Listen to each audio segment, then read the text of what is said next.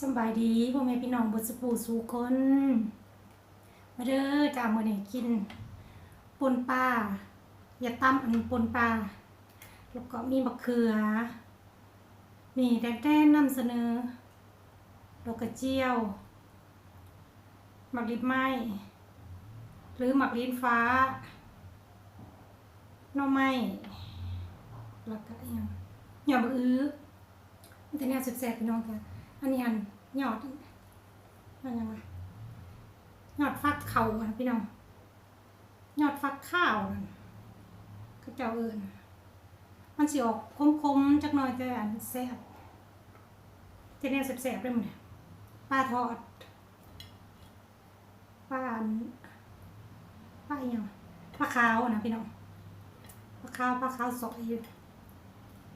โอ้ยบอกก็คืนน้ำลายมาเด้อพี่น้องขอบคุณหลายๆเด้อที่กดไลค์กดแชร์กดติดตามให้สาวเราอันใดที่บ่ได้ตอบสาวเราก็ขอโทษหลายๆเด้อเฮ็ดบ่ค่อยเป็นหนังสือก็บ่เป็นดอกมันแนมเห็นสาวเราก็ตอบอันใดที่แนมบ่เห็นก็สาวเราขอโทษหลายๆเด้อพี่น้องมาป่นปลาแซ่บ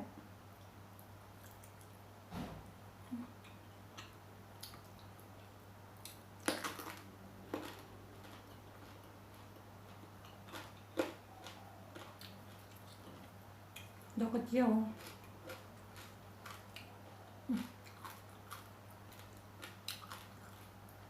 กำลังได้กินแล้วพี่น้องเอ้ยจักปีล่ะ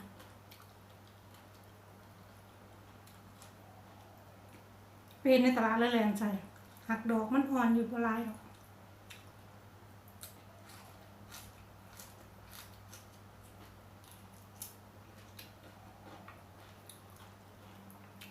ป่นปลาแซ่บจ้ะก็สิบ่ตั้มมันแหลกดอกพี่น้องค่อยตั้มบุก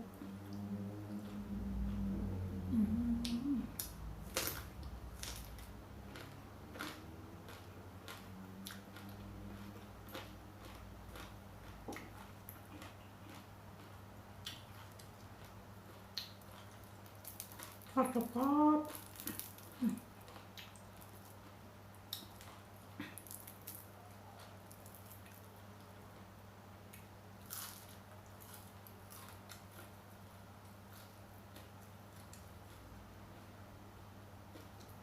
มามักเองพี่น้อง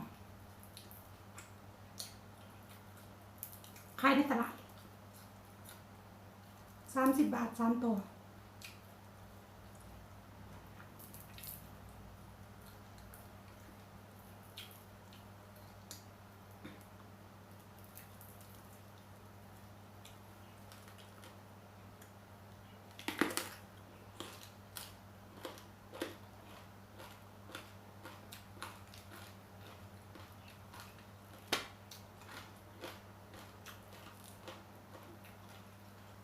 ยุบเลยครับพี่น้อง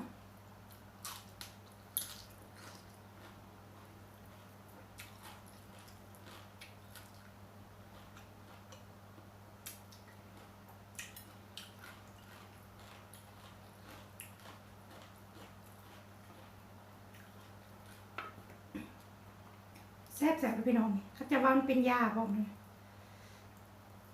จากยายังดอกพักเนาะเป็นยาเบิ้ลล่ะ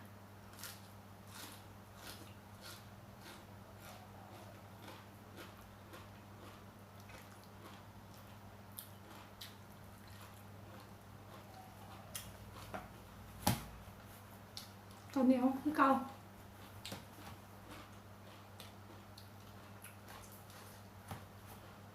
เบิ้ลนี่ก็พาน้องไปเรียนวัด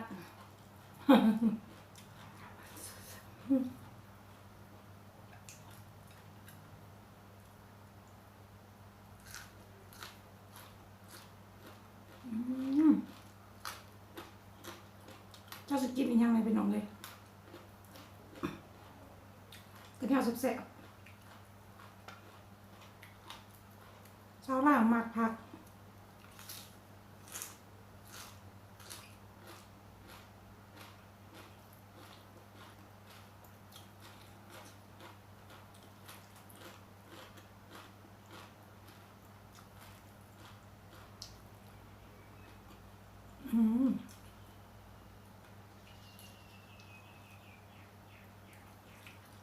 พี่น้อง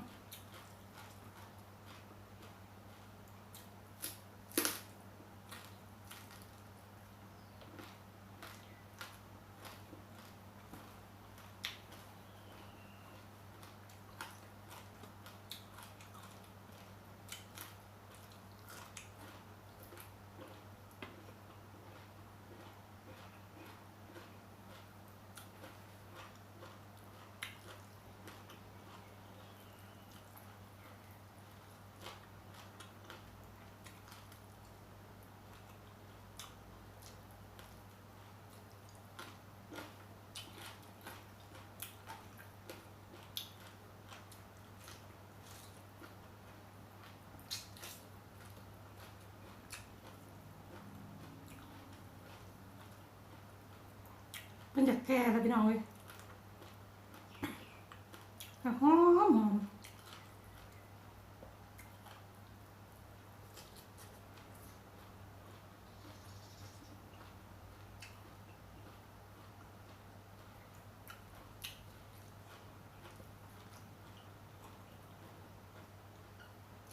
เผ็ดเลยนะ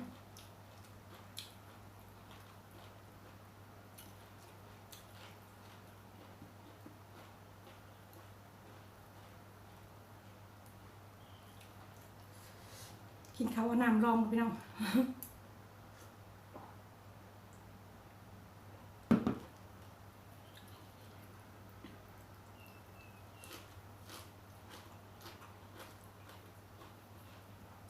มันเลยสิบเน้นเขาเป็นไร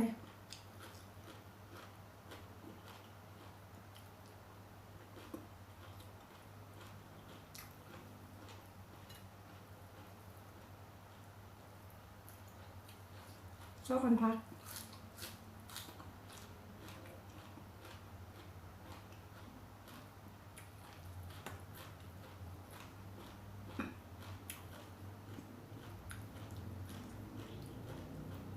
ลูกสาวก็กินน้ำ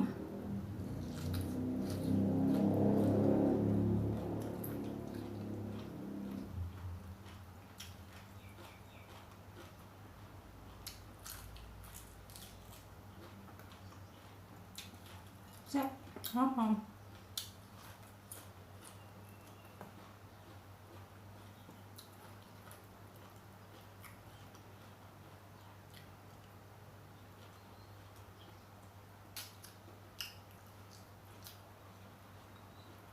เด้อจ้ะ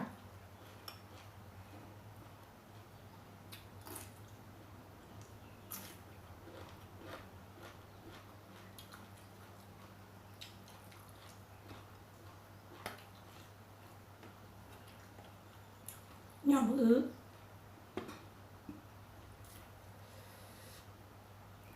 พักหนาผลร้ายไร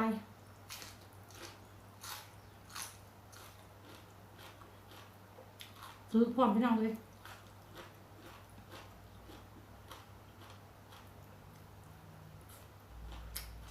เขาเสา11 โมง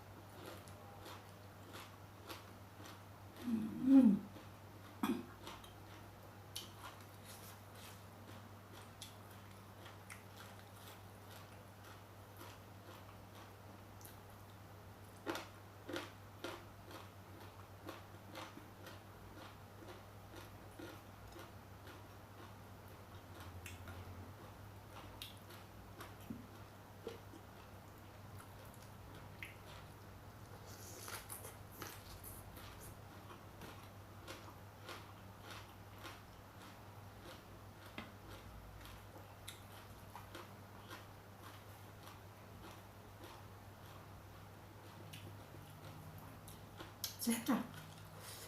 สุดยอด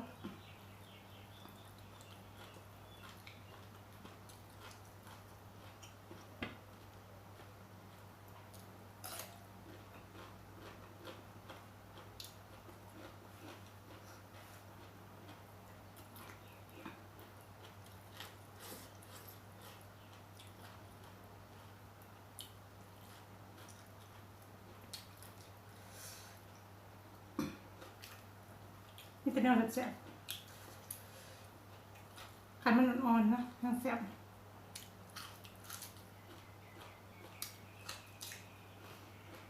หอมหอมขอโทษด้วยมันในปล่อยผมอยากงามพี่น้องจ้ะ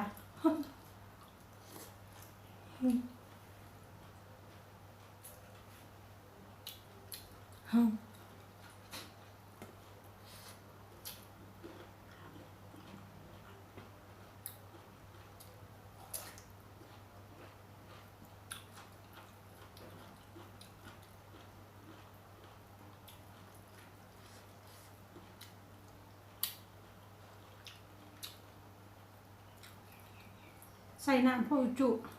พอหน่อยๆจะเรื่องตอนเราเป็นเด็กหน่อยเนาะพี่น้องพึกเป็นคือก่อยบ่ปนปลาหน่อยตัวหนึ่งเนี่ย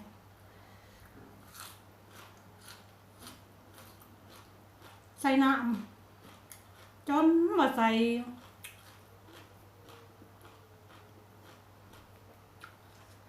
ถูกเนาะพี่น้องเนาะพี่น้องหลายคน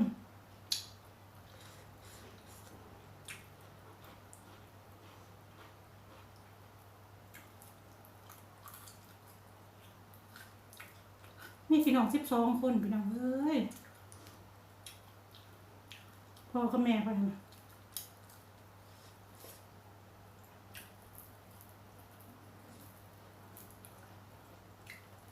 ถูกจังหวะบดีเรียนหนังสือ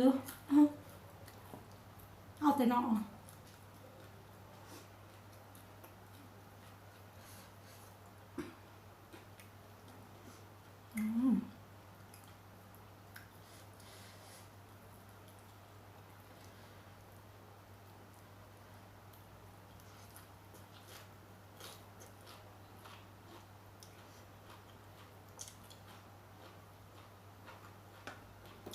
แต่รุ่นน้องในเรียนเบิด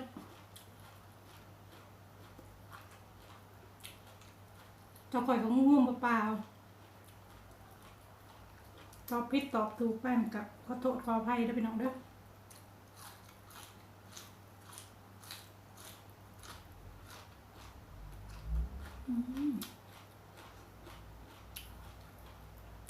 คลิปสีเหย้านี่จังนำแซ่บ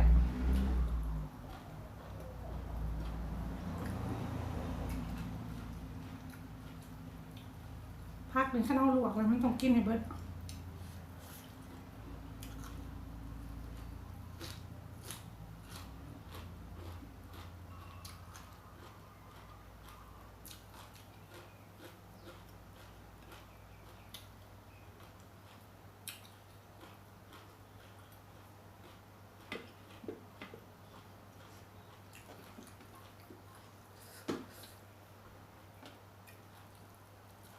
อย่างบื้อขอนอ้อน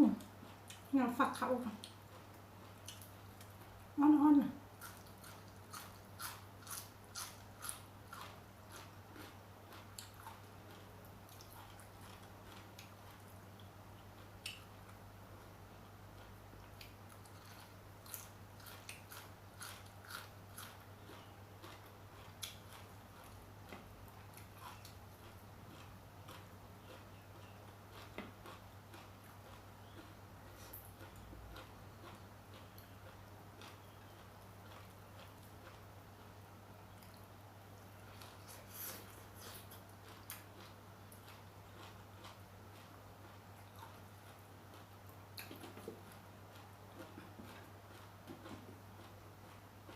แซ่บพี่น้องจ้ะ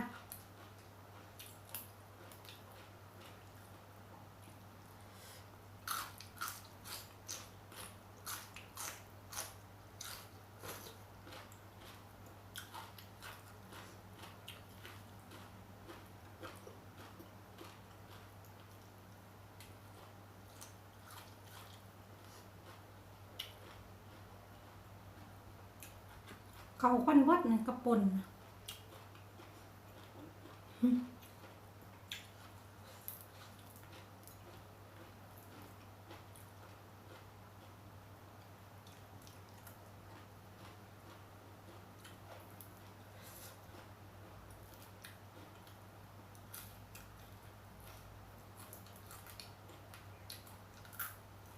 มันถอดบกกรอบเป็นกัง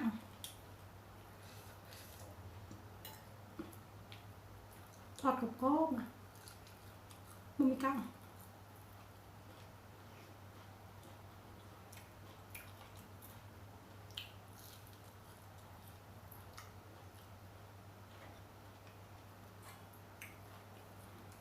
คลิปยาวไปน้องจ้า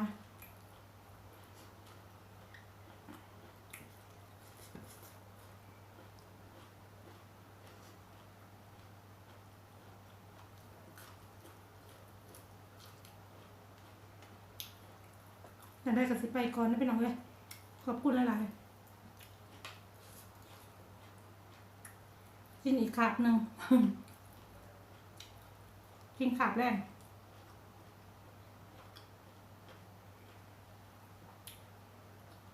ขอบคุณหลายๆเด้อพี่น้องติดแถวสวัสดีสบายดี